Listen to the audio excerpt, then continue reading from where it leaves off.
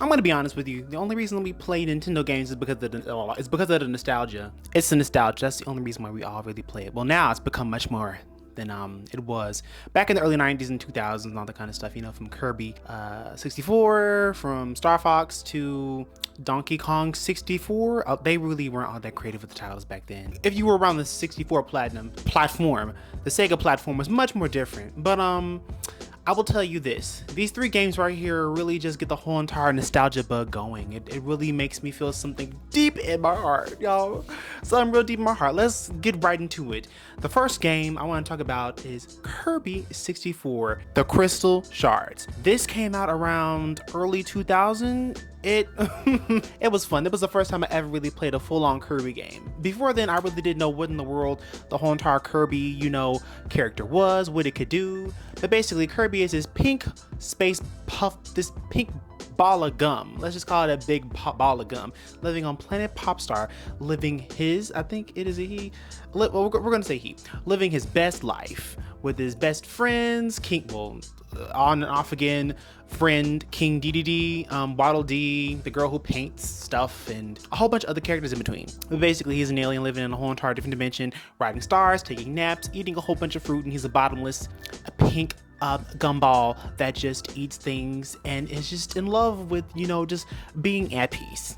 And in this adventure, you go around collecting these shards that came from this other planet I want to say long ago. Because, technically, a planet is light years away. It may have taken up, anyway, we're thinking too literally here. Basically, this planet got attacked by a big eyeball. It's called the Big Bad, It got attacked. The big ball attacked this planet.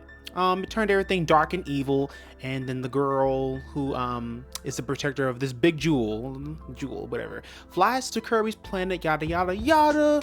The jewel shatters into a lot of pieces. Enter Kagome and Inuyasha. It's kind of reasons why I actually liked it, because it kind of reminded me of Inuyasha. And I'm like, oh my gosh, we're technically Kagome and Inuyasha going in with our friends to catch all these jewel shards and fight the big bads that catch them. Literally, that's what they did. It reminded me of Inuyasha. But you're going on an adventure, you're getting all these jewel shards, and you're fighting each big bad until you come to the conclusion you fight that big bad that's on planet Heart, whatever. I think it's on planet Heart. But yeah, you go from planet to planet to planet, and get all these jewel shards, and then you bring them all together. Everyone wins. Everything's good. Nothing's bad anymore. Everything's, now broke. You didn't have to give up the ghost in order to basically, live. You didn't give up your ghost. Neither did Kirby. But I want to give you a little bit of general information about this game right here that's so near and dear to my heart. Let's see, Kirby 64, The Crystal Shards is a platforming video game developed by HAL Laboratories and published by Nintendo for the Nintendo 64 console. Back then, that was like early 2000.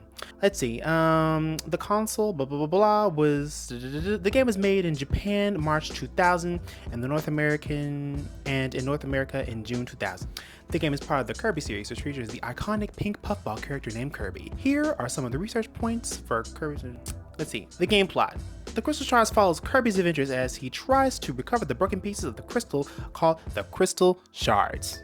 The game combines traditional Kirby platform elements with a unique system in which Kirby inhales his enemies and takes their powers, matches them up, and also combines them in various different ways.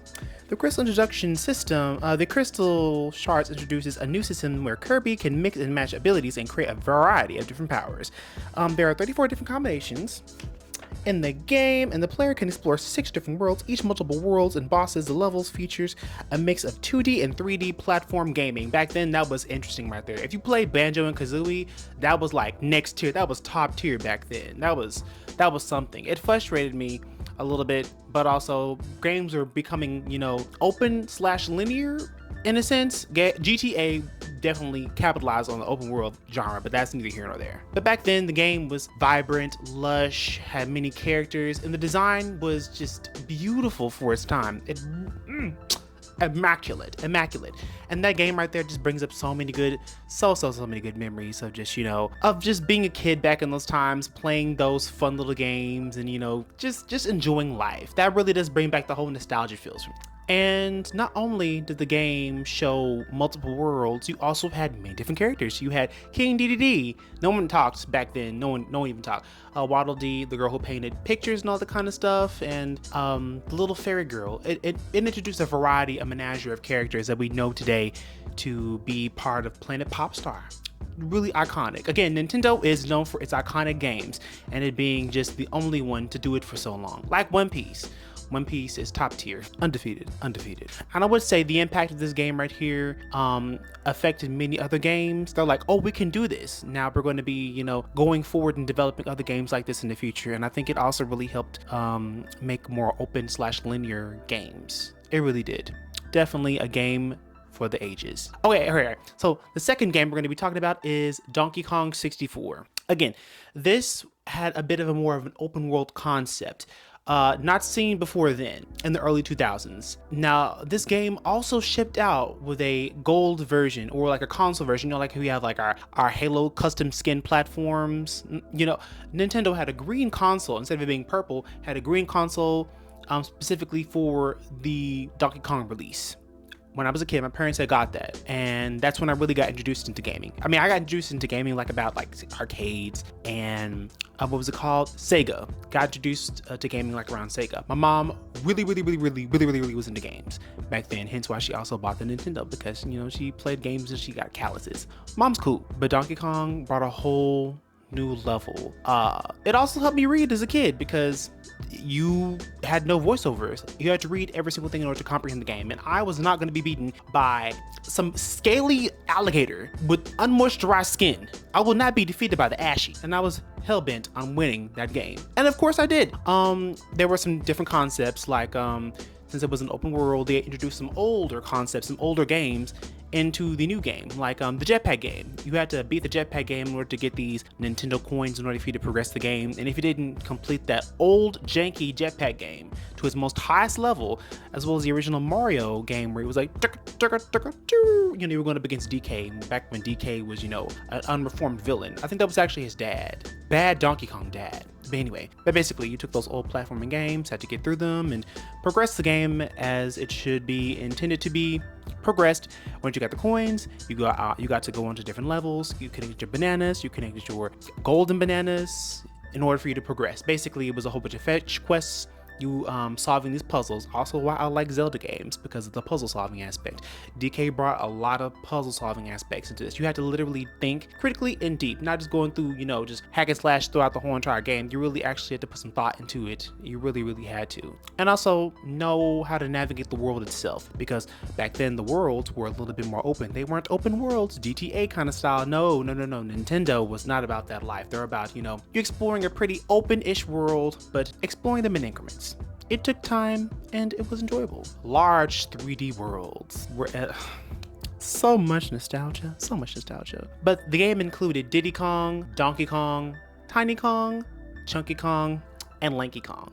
You had to go around saving your cousins, or maybe it was just Diddy that was actually your cousin, but anyway, you had to go around saving your cousins, fight all the big bads for each one of the characters' worlds they were in, collect their different bananas, get all the completion points, get all your fairies, get your upgrades. It was incredible.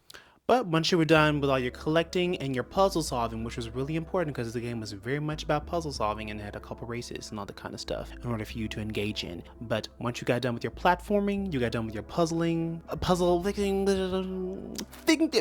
the puzzles and your collections, of course, then you got to fight K. Rool, the big bad. Why is his eye like that though? It's just out there, just looking back at me. It's got a whole bunch of real estate, but I don't know why. Where'd he get that from? Who did him wrong like that? Who punched him in the gut? Something bad happened to him, but anyway. After all that is done, you go up and fight K. Rool. Boom, boom, bam. Square up, he's on the floor. And you basically won the whole entire game. But the puzzle from there, I also feel inspired other Nintendos to go around actually fleshing out their worlds to a really good degree. It provided more depth and to show you where the Nintendo games and stories could go. There was a story, there was puzzles, there was things to do, there was progression to make, and Donkey Kong really capitalized on that, and that's why that is number 2 on it being one of the most iconic games and nostalgia that Nintendo has really created. Did I also get to mention that they also had a multiplayer too? They had a multiplayer aspect. That was not done ever before in a way like that. Battle Royales. Oh my gosh. I didn't lose to my cousins. They got real big mad because I always won. Jansen, I'm sorry. Brianna, Jay, sorry Ashley. I mopped y'all. I really did. All 20 of y'all, I'm op y'all. I didn't really lose in video games because I didn't know what that was. Hey, I'm not a sore loser anymore. I've grown. We all grow. But yeah, that happened. Sorry, cuz. And lastly, we got Mario Party. Now, I got this first game from my cousin Marcus. No, it was actually from my cousin Trevin. Or was it Angelica? I have a lot of cousins. Got the Nintendo game, but it brought to me was depth of story. The world itself was so expansive for a Nintendo game at that time. First you started off, you were, you're Mario, you're going to Princess Peach's castle as one naturally does. You sashay through the door, hello, Queen Wave to all the subjects. And once you make your way up there to the top, you're like, hello, Princess Peach. She's like, hello, Mario. Did you like my castle? I throw big balls. Anyway, the place gets turned up. Head up to the top, you have a conversation. Next thing you know, Bowser comes through and you get attacked. And then the castle gets raised into the sky. You get kicked in your face and your teeth consequentially, and you fall to the ground. You go from there, you get to Goombario, he finds you in the forest, you wake up, how did I get here? And you make your way on downtown, ease on down the road to Toad Town. From there, you meet many companions, you find tons and tons of gold, you get your star pieces, you find out that there's more to this whole entire world than you know. You get your jumping ability, your hammer abilities, you get upgrades, and you also find out that not only did Bowser kick you in your teeth, he also kicked the star leaders, or whatever they're called, the star powers, the star spirits, that's what it is, the star spirits, square in their jaw. Impossible genitals if they had them. Basically, they just got kicked out of their whole entire home. Evicted out of the sky. How does one do that? Bowser did it. He found a way. Evicted all of them, and then you have to go around finding these star spirits, befriending them, and getting their power in order for you to be able to go up to the sky, beat Bowser, and get back the Star Rod. And of course, you have help from Princess Peach and her little friend Twink. Or is it Tink? Twink? I think it's called Twink. I have to look that up. It's been years since I played it, and I don't feel like quite Googling it. I could though, but I may get something else, and I don't need that on my Google search. I don't. But you go on a whole entire mission, you go and get the first powerful Elder Star, and then you go off and you get Luxure, you get Smooch, whatever her name is, and you get all 8 of the Star Spirits. And of course you beat each subsequent boss in their respective areas. And let me tell you, this map was huge. Not only did you have Toad Town, you had a whole entire haunted mansion where all the boos were, you had a desert where all the dirty boos were. They look real raggedy. Bless their souls. Wait, they are souls. Bless their whole entire ghost. And from there, you go into the sewers, you meet Blooper, and then you beat him up, and Yoshi Island, all to a freaking volcano. The toy room, I have to tell y'all, that game, it was really great, and it still holds up to this day. And as you can see, they're still making iterations of it even into this day. Origami isn't all that great. I don't like the concept. It's cute. I'd say go back to Paper Mario and the 1,000-Year Door concept. It's far more easier. Even go to the Wii version where you had to, find these Figment companions or whatever, star companions. Don't know. But definitely, it was absolutely a time. It was incredible. They innovated the game, and the nostalgia that I feel from that game is great. It was around the time of freaking Samurai Champloo. Video coming soon.